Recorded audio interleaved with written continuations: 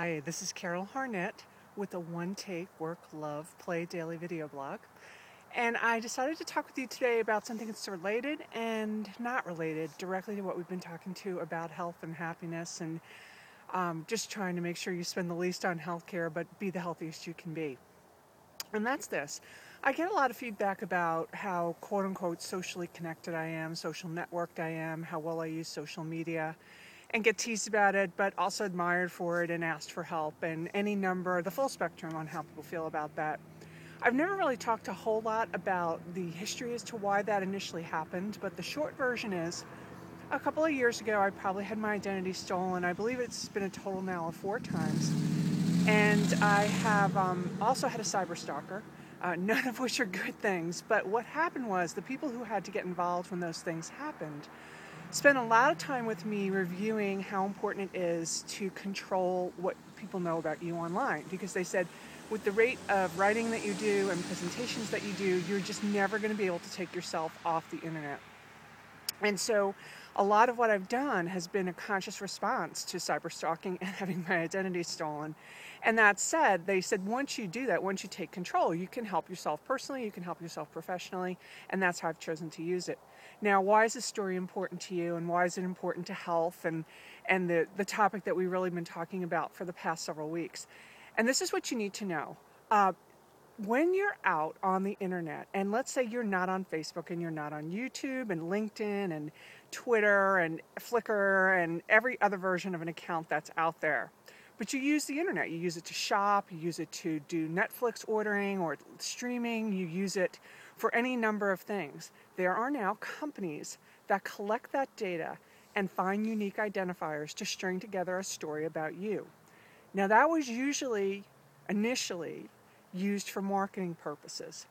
Here's the interesting twist. It came out last week in the Wall Street Journal that Deloitte in the United Kingdom is using that data to help life insurance companies avoid doing expensive blood tests and having nurses or doctors come to your home to screen you for life insurance. And they're instead using your profiles online. And being able to, they're doing piloting right now, be able to say, wow, this is a person who's really physically active, looks like they've got some really great habits, they're a really good risk. This other person really looks like they work really long hours, they sit on a couch when they don't, looks like they order some junk food, and they can just tell that from an accumulation of information.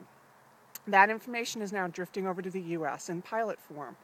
And it is potentially going to be used by health insurers as they still have the right to medically underwrite you, at least on the individual level.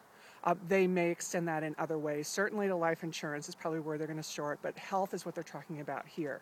Now, the companies that hold your credit ratings have already been contacted.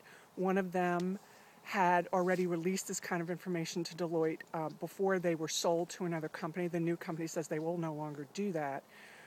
But it's an interesting problem that we're going to be facing. Now, it's not till 2014 that we can't be individually underwritten, so this can happen right now. And if you work for an employer, you're probably less concerned. But if you get laid off, you're going to have to face this issue.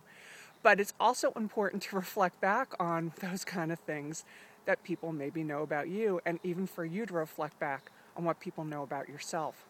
So realize that a lot of new work being done in your profile on what you do on social media, social networking, and most importantly, just generally buying things and sorry, I'm on the bike path and people think I'm nuts. Buying things and doing the things you normally do on the internet.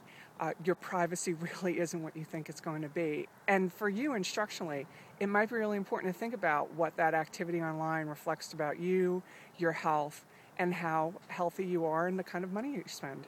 So this is Carol Harnett with kind of a weird one-take Work, Love, Play daily video blog, hoping that you've maybe not done any work today since it's Sunday, but you've certainly gotten some good love and hopefully a lot of play.